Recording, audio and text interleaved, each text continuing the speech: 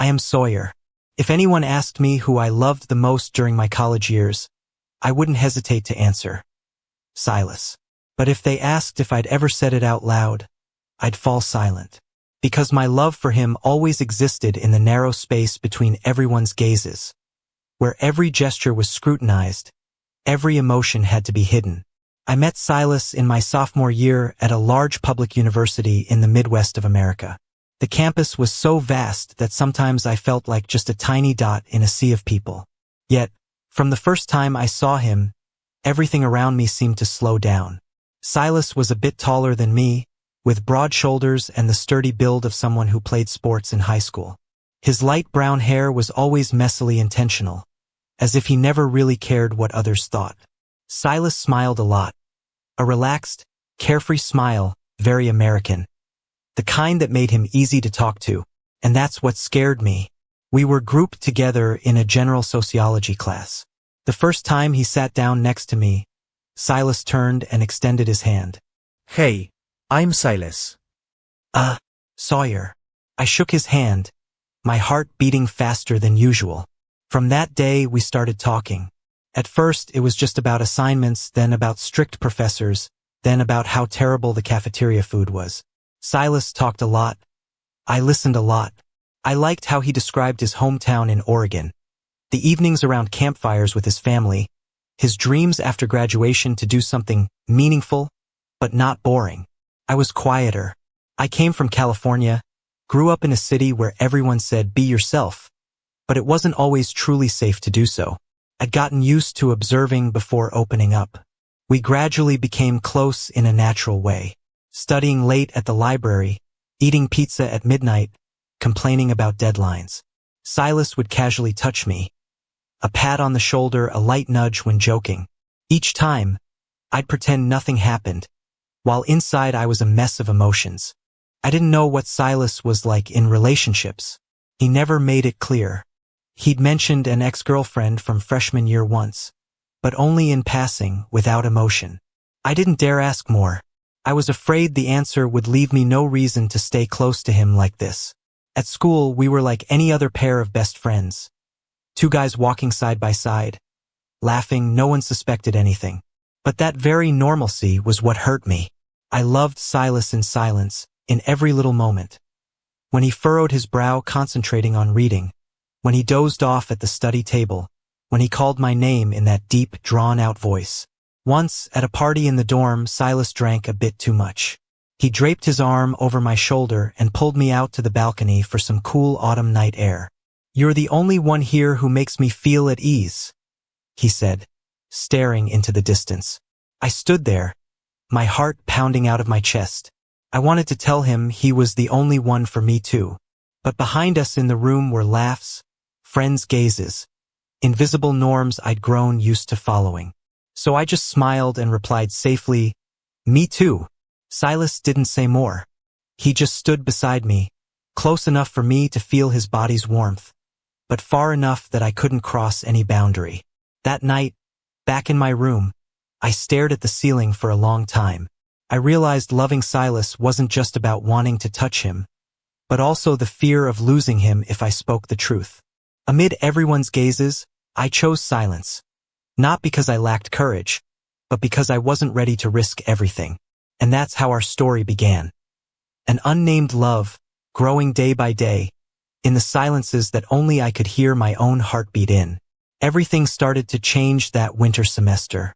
Silas moved to the same dorm building as me, just 2 floors apart, but to me that distance felt shortened to a few breaths.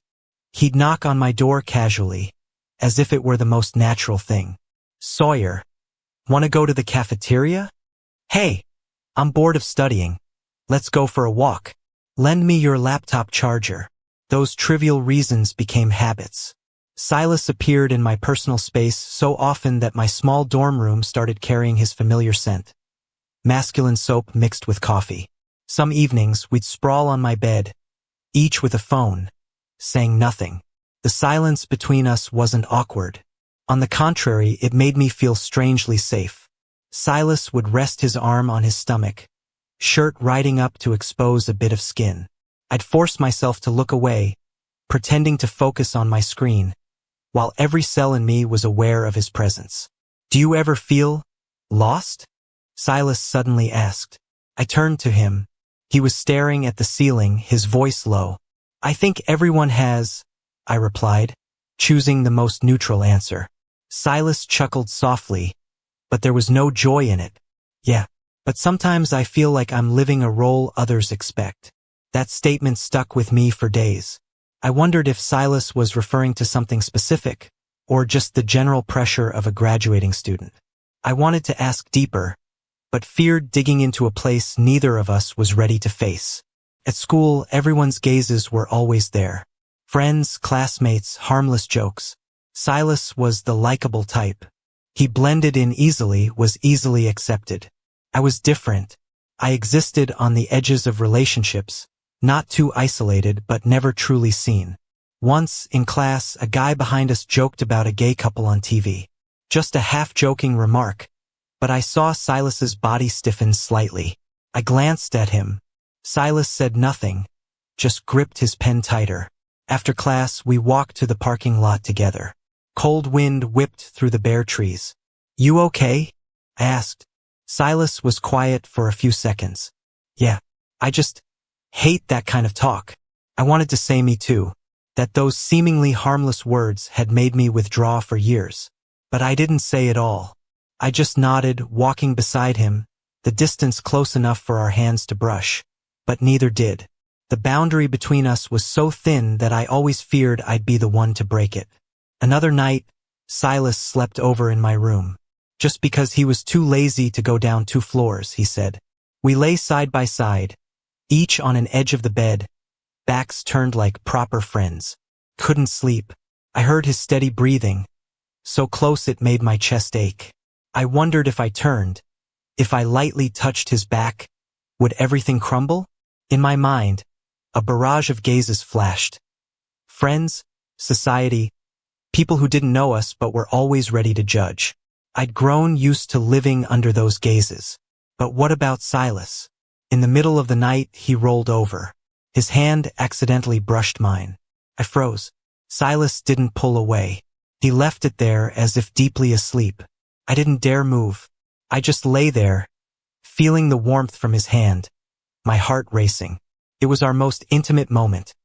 No words, no looks, just 2 bodies existing in the dark. The next morning, Silas woke first. He smiled, as always, as if nothing unusual had happened the night before. But I knew I'd sunk deeper into an inescapable feeling. I loved Silas not just in silence, but in restraint. And each passing day, pretending it was all just friendship became harder. Amid everyone's gazes, I continued playing it safe. But inside, I started wondering, was silence truly protecting us both, or just prolonging a pain no one dared name? Spring came slower than I expected. The campus started turning green again, but inside me was still a quiet gray. Silas and I were still together every day, close enough to be called tight, far enough for no suspicions. We became a familiar duo in friends' eyes. Sawyer and Silas, always together, always in the same frame. Only, I increasingly realized I couldn't play the role as well anymore. Silas started dating. He didn't hide it from me. One afternoon, sitting on the steps outside the library, Silas said it casually, like it was no big deal. "I'm seeing someone. Her name's Emily.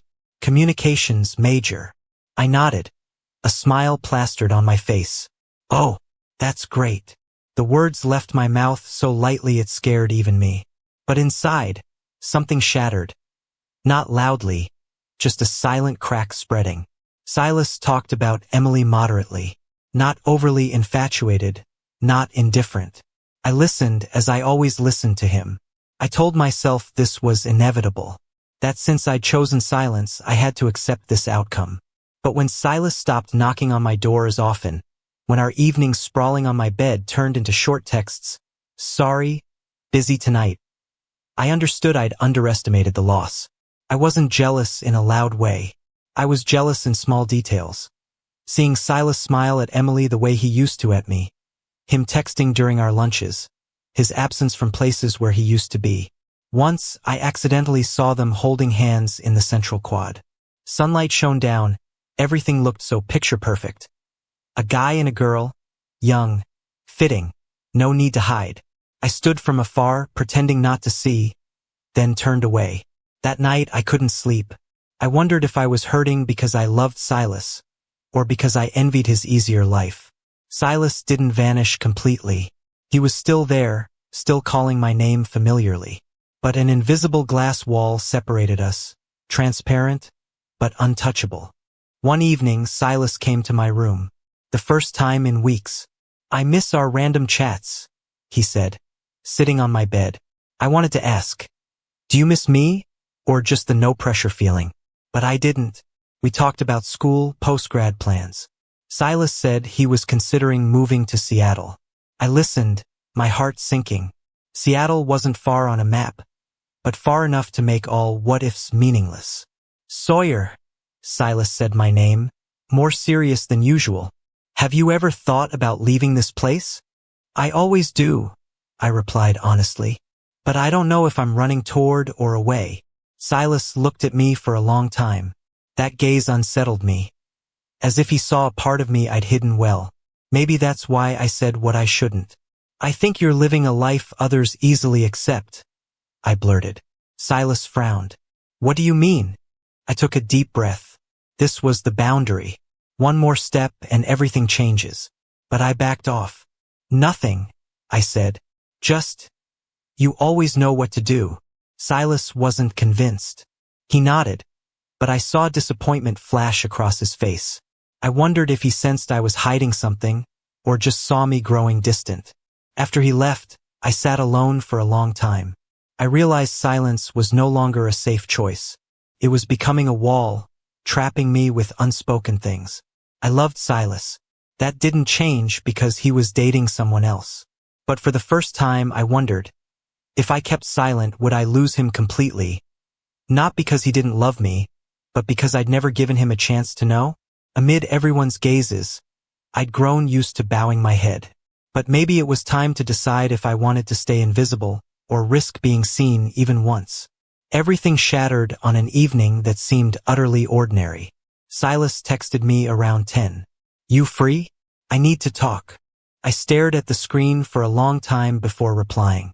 Some messages will alter a relationship's trajectory. I didn't know the content, but instinct told me tonight wouldn't be like before. Silas arrived at my room looking tired. Jacket still on, hair messy, eyes heavy. He didn't smile when he saw me. "Emily and we just broke up," he said, almost immediately. I didn't know how to react. Part of me felt relieved, a shameful feeling. The rest hurt, knowing breakups are never easy. "I'm sorry," I said, and this time it was genuine. Silas sat in the chair, hands on his knees. "I think it's my fault. I couldn't give her what she needed." "You tried," I replied reflexively. Silas chuckled softly, no humor in it. No. "The issue is, I'm not sure I was trying for her, or because that's how things should be." That statement tightened my heart. Silas looked up at me. His gaze didn't avoid this time. "Sawyer, you're the one who understands me best here. There are things I don't know who else to tell." The air in the room thickened. I could hear my heartbeat clearly. "Sometimes," Silas continued slowly, "I feel like I'm standing before a door that, if opened, changes everything. But if not, I'll live with this emptiness forever." I swallowed hard. I knew what he meant, or at least I thought I did. "Have you ever loved someone without daring to name it?" Silas asked. That question was a precise stab. I had no place to hide anymore. I stood, turned away, pretending to straighten books on the desk. I needed a few seconds to breathe. "Yes," I said, voice hoarse, "and it's the loneliest feeling I've ever known." Silas stood. I heard his footsteps approach, stopping behind me. Not touching, but close enough to feel. "So why do we keep silent?" he asked, almost whispering. I turned back. The distance between us had never been so short. I saw fear in Silas's eyes, but not the fleeing kind, the fear of facing truth. "Because of everyone's gazes," I replied. Because of what we might lose. Silas nodded. I'm scared too.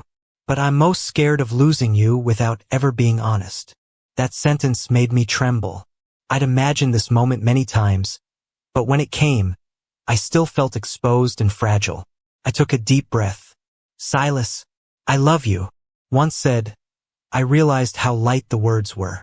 No Sander, no climax. Just a truth that had existed for so long finally named. Silas didn't respond immediately.